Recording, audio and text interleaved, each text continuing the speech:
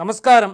ഹരിഹരസുതൻ അയ്യനയ്യപ്പ സ്വാമിയേ ശരണമയ്യപ്പ എന്ന് നീട്ടി വിളിക്കുകയാണ് പിണറായി വിജയനും നമ്മുടെ ഇപ്പോഴത്തെ സംസ്ഥാനത്തെ LDF സർക്കാരും. കൃത്യമായി പറഞ്ഞാൽ 8 വർഷം മുമ്പ് ശബരിമല യുവതീ പ്രവേശനത്തിൻ്റെ പേരിൽ കാട്ടിക്കൂട്ടിയ വിക്രിയകൾക്കെല്ലാം പ്രായച്ചിത്തം ചെയ്തു വരികയാണ് പിണറായി സർക്കാർ. അയ്യപ്പ കോപത്തിൽപ്പെട്ട് വലയുകയാണ് പിണറായി വിജയനും കൂട്ടരും എന്നാണ് വിശ്വാസം. അതുകൊണ്ടാകണം സുപ്രീം കോടതിയിൽ നിലനിൽക്കുന്ന ശബരിമല യുവതീ പ്രവേശന പുനഃപരിശോധനാ ഹർജിയിൽ മലക്കം മറിഞ്ഞിരിക്കുകയാണ് സംസ്ഥാന സർക്കാർ. ശബരിമലയിൽ യുവതികളെ പ്രവേശിപ്പിക്കണം എന്ന കടുത്ത നിലപാട് സ്വീകരിച്ചിരുന്ന സർക്കാർ 9-അംഗ ബെഞ്ചിൻ്റെ പുനഃപരിശോധനാ ഹർജി പരിശോധനയ്ക്കിടെ ശബരിമലയിൽ യുവതീ പ്രവേശനം പാടില്ലെന്നും ആചാരം സംരക്ഷിക്കണം എന്നും ആവശ്യപ്പെട്ട് സത്യവാങ്മൂലം നൽകാൻ ഒരുങ്ങുകയാണ്. ശബരിമല യുവതീ പ്രവേശനത്തിൻ്റെ നാൾവഴികൾ പരിശോധിച്ചാൽ 2018 സെപ്റ്റംബർ മാസത്തിലാണ് ശബരിമലയിൽ യുവതീ പ്രവേശനം അനുവദിച്ചുകൊണ്ട് സുപ്രീം കോടതി ഉത്തരവിടുന്നത്.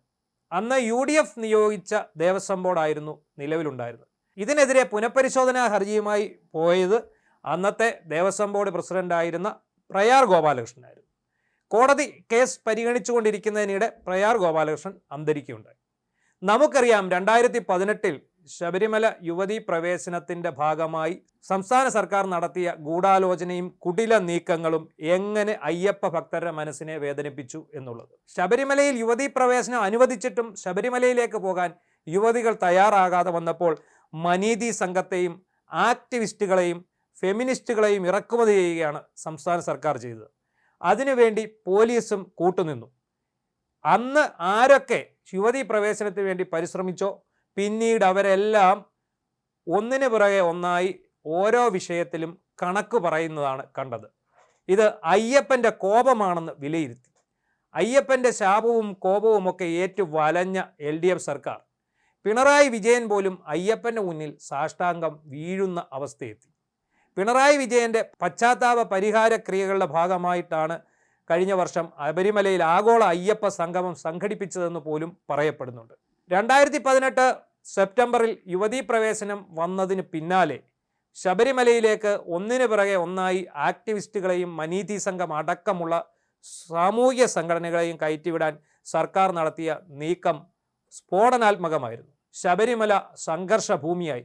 നിരവധി പേർക്കെതിരെ കള്ളക്കേസുണ്ടായി. നിരവധി പേർക്ക് ലാത്തിയടിയേറ്റു. നിരവധി ഭക്തർ ഹൃദയം പൊട്ടി മല ചവിട്ടാനാകാതെ മടങ്ങിപ്പോയി. ഹൃദയവേദനയോടെ ആണെങ്കിൽ പോലും സംസ്ഥാന സർക്കാരിൻ്റെ ഉത്തരവ് അനുസരിക്കാൻ ബാധ്യസ്ഥരായ ഉന്നത പോലീസ് ഉദ്യോഗസ്ഥർ അടക്കം ശബരിമല സന്നിധാനത്ത് നിന്ന് അയ്യപ്പനെ നോക്കി തൊഴുത് കരഞ്ഞു. ഇത് ഒരു സുവർണ അവസരമാക്കി മാറ്റുകയാണ് BJP ചെയ്തത്. K. സുരേന്ദ്രൻ എന്ന BJPയുടെ യുവ നേതാവ് ശബരിമലയിൽ നേരിട്ടെത്തി സമരം നയിച്ചു. KP ശശികലയും വത്സൻ തില്ലങ്കേരിയും അടക്കമുള്ളവർ ശബരിമലയിലേക്ക് പാഞ്ഞെത്തി വിശ്വാസികൾക്കൊപ്പം നിന്നു. ആചാരലംഘനത്തിനെതിരെ നടയടയ്ക്കുമെന്ന് തന്ത്രിയും അന്ന് ഭീഷണി മുഴക്കി. വളരെയേറെ കഷ്ടപ്പെട്ടാണ് വിശ്വാസി സമൂഹവും തന്ത്രിയും മേൽശാന്തിയും ഇവിടുത്തെ ഭക്തരുമെല്ലാം ചേർന്ന് ശബരിമലയിൽ ആചാരലംഘനം നടക്കാതെ കാത്തത്. എന്നിട്ടും ബിന്ദു അമ്മിണി കനകദുർഗ എന്നീ 2 ആക്ടിവിസ്റ്റുകളെ പോലീസ് കാവലിൽ വേഷം മാറി ശബരിമല സന്നിധാനത്ത് എത്തിക്കുകയുണ്ടായി. അതിന് മുൻകൈയെടുത്ത് പ്രവർത്തിച്ചത് അന്നത്തെ കോട്ടയം SP ആയിരുന്ന ഹരിശങ്കർ അടക്കം ഉള്ളവരായിരുന്നു. പിന്നീട് ഹരിശങ്കറിൻ്റെ പിതാവ് ശങ്കർദാസ് ശബരിമല സ്വർണ്ണ മോഷണ കേസിൽ അകപ്പെട്ട് ഇപ്പോൾ ജയിലിലാണെന്നുള്ളത് പ്രത്യേകം ശ്രദ്ധേയമാണ്. തമിഴ്നാട്ടിൽ നിന്നുള്ള മനീതി സംഘത്തെ കൊണ്ടുവരാനും പോലീസ് കൂട്ടുനിന്നു. മനീതി സംഘത്തെ പ്രത്യേക വാഹനത്തിൽ തേനിയിലെത്തിച്ച് കമ്പം കട്ടപ്പന വഴി വാഗമൺ കൊണ്ടുവന്നു. അവിടെ നിന്ന് മുണ്ടക്കയം വഴിയാണ് ഇവരെ പമ്പയിൽ വരെ എത്തിച്ചത്. ഇതിനെല്ലാം പോലീസ് എസ്കോർട്ട് ഉണ്ടായിരുന്നു. മനീതി സംഘത്തെ വഴി കാട്ടിയത് വാഹനത്തിലുണ്ടായിരുന്ന ഒരു SI സഹിതമാണ്. ഒരു പടക്കളത്തിന് സമാനമായിരുന്നു അക്കാലത്ത് പമ്പയും നിലയ്ക്കലും ശബരിമലയും. നിലയ്ക്കലും പമ്പയിലും നിരവധി ഭക്തർക്ക് ലാത്തിയടിയേറ്റു. പ്രക്ഷോഭവുമായി BJPയും കോൺഗ്രസും എത്തി. K. സുരേന്ദ്രനെ ഈ ഒരൊറ്റ ശബരിമല പ്രക്ഷോഭത്തിൻ്റെ പേരിൽ കേരളത്തെ തെക്കേ അറ്റം തൊട്ട് വടക്കേ അറ്റം വരെ 248 കേസുകളിലാണ് പിണറായി സർക്കാർ പ്രതിയാക്കിയത്. ശബരിമലയിലെ യുവതീ പ്രവേശനം സംബന്ധിച്ച് സർക്കാരും ദേവസ്വം ബോർഡും സ്വീകരിച്ച നടപടികൾ വ്യത്യസ്തമായിരുന്നു. 2018 പ്രയാർ ഗോപാലകൃഷ്ണന്റെ നേതൃത്വത്തിലുള്ള ദേവസ്വം ബോർഡ് യുവതീ പ്രവേശനത്തെ എതിർത്തുകൊണ്ടാണ് സുപ്രീം കോടതിയിൽ സത്യവാങ്മൂലം കൊടുത്തത്.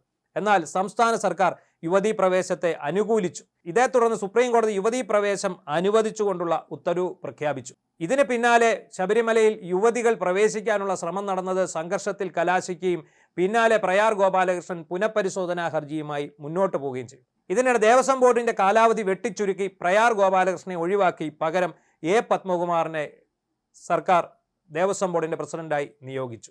പ്രയാറിന്റെ പുനഃപരിശോധനാ ഹർജി പരിഗണിച്ച സുപ്രീം കോടതി 9 അംഗ ശബരിമല ബെഞ്ച് രൂപീകരിച്ച് തീർപ്പ് കൽപ്പിക്കാൻ അവിടേക്ക് ഹർജി കൈമാറി. പിന്നീട് ഏറെനാൾ ചലനമറ്റ് കിടന്ന ഹർജിക്ക് അടുത്തിടെയാണ് ജീവൻ വെച്ചത്. 2026 മാർച്ച് 14 ഹർജിയിൽ കക്ഷി ചേർന്നിട്ടുള്ള എല്ലാവരും സത്യവാങ്മൂലം നൽകാൻ ആവശ്യപ്പെട്ടു. ദേവസ്വം ബോർഡ് ആദ്യം തന്നെ യുവതീ പ്രവേശത്തെ എതിർത്തുകൊണ്ടുള്ള നിലപാട് വ്യക്തമാക്കി. ഓർക്കണം, 2019 പ്രയാർ ഗോപാലകൃഷ്ണനെ നീക്കിയ ശേഷം വന്ന എ പത്മകുമാറിൻ്റെ നേതൃത്വത്തിലുള്ള ദേവസ്വം ബോർഡ് യുവതീ പ്രവേശത്തെ അനുകൂലിക്കുകയാണ് ഉണ്ടായത്. അങ്ങനെ അന്ന് സർക്കാരും ദേവസ്വം ബോർഡും യുവതീ പ്രവേശത്തെ അനുകൂലിക്കുമ്പോഴാണ് പ്രയാർ ഗോപാലകൃഷ്ണൻ പുനഃപരിശോധനാ ഹർജിയുമായി പോയതും പിന്നീട് 9 അംഗ ശബരിമല ബെഞ്ച് രൂപീകരിക്കുന്നതും. അന്ന് ശബരിമലയിൽ യുവതീ പ്രവേശനം വേണം എന്നാവശ്യപ്പെട്ട സർക്കാർ ഇന്നിപ്പോൾ മലക്കം പറഞ്ഞിരിക്കുകയാണ്. നാളെയാണ്, അതായത് മാർച്ച് 14 സത്യവാങ്മൂലം സമർപ്പിക്കാനുള്ള അവസാന തീയതി സുപ്രീം കോടതി വിവിധ കക്ഷികൾക്ക് അനുവദിച്ചിരുന്നത്. ഏപ്രിൽ 7 മുതൽ ഈ ഹർജിയിന്മേൽ വിവിധ കക്ഷികളുടെ സത്യവാങ്മൂലത്തിൽ സുപ്രീം കോടതി വാദം കേൾക്കുകയും ചെയ്യും. നിലവിൽ എല്ലാവരെയും അമ്പരപ്പിച്ചുകൊണ്ടാണ് സംസ്ഥാന സർക്കാർ ഇപ്പോൾ മലക്കം മറിഞ്ഞിരിക്കുന്നത്.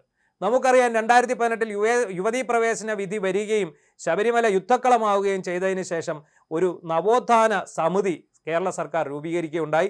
അതിൻ്റെ തലപ്പത്ത് വെള്ളാപ്പള്ളി നടേശൻ, SNDP യോഗം ജനറൽ സെക്രട്ടറി ആയിരുന്ന വെള്ളാപ്പള്ളി നടേശനെയാണ് പ്രതിഷ്ഠിച്ചത്. NSS അന്നും യുവതീ പ്രവേശനത്തിന് എതിരായിരുന്നു. ഈ നവോത്ഥാന സമിതിയിൽ നവോത്ഥാന മതിലുകൾ കെട്ടി SNDP, KPMS തുടങ്ങിയ സംഘടനകളിലുള്ള യുവജനങ്ങളും യുവതികളും ശബരിമലയിൽ യുവതീ പ്രവേശം വേണമെന്നുള്ള നിലപാടിൽ ഉറച്ചു നിൽക്കുകയായിരുന്നു.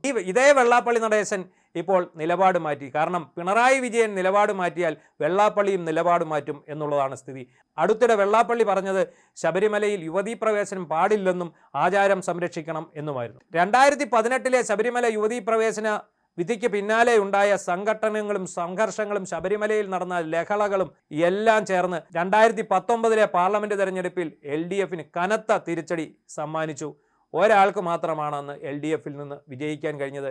അന്ന് ശബരിമല സമരം നയിച്ച K. സുരേന്ദ്രൻ പത്തനംതിട്ട പാർലമെന്റ് മണ്ഡലത്തിൽ നിന്ന് വലിയ പ്രകടനമാണ് കാഴ്ചവെച്ചത്. മികച്ച പ്രകടനം കാഴ്ചവെച്ചു. ഒരു വേള അദ്ദേഹം അവിടെ നിന്ന് വിജയിക്കുമെന്ന അവസ്ഥ വരെ ഉണ്ടായി. അന്ന് വളരെ ചുരുങ്ങിയ വോട്ടിനാണ് ആന്റണി MP ജയിച്ച് കയറിയത്. അന്ന് സുരേന്ദ്രൻ അവിടെ ജയിച്ചിരുന്നെങ്കിൽ സർക്കാരിന് അത് ഏറ്റവും വലിയ തിരിച്ചടിയുമാകുമായിരുന്നു. ഇന്നിപ്പോൾ വീണ്ടും ഒരു തെരഞ്ഞെടുപ്പിൻ്റെ വാതിൽക്കലാണ് കേരളം നിൽക്കുന്നത്. ശബരിമല വിഷയം നമുക്കറിയാം. ആഗോള അയ്യപ്പ സംഗമവും സ്വർണ്ണ കൊള്ളയും ചേർന്ന് കഴിഞ്ഞ തദ്ദേശ സ്വയംഭരണ തെരഞ്ഞെടുപ്പിൽ CPMനെ നിലംപരിശാക്കി. നിരവധി സ്ഥലങ്ങളിൽ CPM തോറ്റമ്പി. ഭക്തജനങ്ങളുടെയും വിശ്വാസികളുടെ ഇടയിൽ വീണ്ടും CPMനെതിരെ ജനരോഷം ഉയർന്നു വന്നു. അങ്ങനെ ഒരു സാഹചര്യത്തിലാണ് ഇപ്പോൾ വീണ്ടും നിയമസഭാ തെരഞ്ഞെടുപ്പ് വന്നിരിക്കുന്നത്. യുവതീ പ്രവേശനത്തെ അനുകൂലിച്ചുകൊണ്ട് നിലപാടെടുത്താൽ ഇനി വരാൻ പോകുന്ന തെരഞ്ഞെടുപ്പ് CPMനെ സംബന്ധിച്ചിടത്തോളം നിർണായകമാകും. തുടർച്ചയായി 3-ാം തവണയും അധികാരത്തിലേറാൻ കൊതിക്കുകയാണ് പിണറായി വിജയൻ. തനിക്ക് നേരെ വന്ന അയ്യപ്പ കോപമാണെന്നുള്ള തിരിച്ചറിവും അദ്ദേഹത്തിന് ഉണ്ടായിട്ടുണ്ട് എന്ന് വേണം കരുതാൻ. അതിൻ്റെ ഭാഗമായിരുന്നു പമ്പയിൽ സംഘടിപ്പിച്ച ആഗോള അയ്യപ്പ സംഗമം. ഈ അയ്യപ്പ സംഗമ വേദിയിൽ വെച്ച് അയ്യപ്പൻ്റെ പ്രതിമയാണ് അദ്ദേഹത്തിൻ്റെ കൈവശം വെച്ചുകൊടുത്തത്. എന്നിട്ട് വെള്ളാപ്പള്ളി നടേശൻ, അതായത് പലപ്പോഴും പിണറായിയുടെ നാവായി മാറാറുള്ള വെള്ളാപ്പള്ളി നടേശൻ അതേ വേദിയിൽ വെച്ച് തന്നെ പിണറായി അയ്യപ്പ ഭക്തനാണെന്ന് അസന്ധിഗ്ധമായി പ്രഖ്യാപിക്കുകയും ചെയ്തു. പിണറായിയുടെ അയ്യപ്പ ഭക്തിയെക്കുറിച്ച് വെള്ളാപ്പള്ളി വാതോരാതെ സംസാരിക്കുമ്പോഴും മുഖ്യമന്ത്രിക്ക് മിണ്ടാട്ടം ഉണ്ടായിരുന്നില്ല. വെള്ളാപ്പള്ളി പറഞ്ഞത് നിഷേധിക്കാനോ ശരിവയ്ക്കാനോ പിണറായി ഇതുവരെ തയ്യാറായിട്ടില്ല. അതിനർത്ഥം പിണറായി അയ്യപ്പ ഭക്തനാണെന്ന് തന്നെയാണ്. അതിൻ്റെ ആ ഭക്തി അടുത്ത് വരുന്ന തെരഞ്ഞെടുപ്പിൽ വീണ്ടും അധികാരത്തിലേറുന്നതിനുള്ള ഭക്തിയായി മാറാതിരിക്കട്ടെ എന്ന് നമുക്ക് പ്രത്യാശിക്കാം.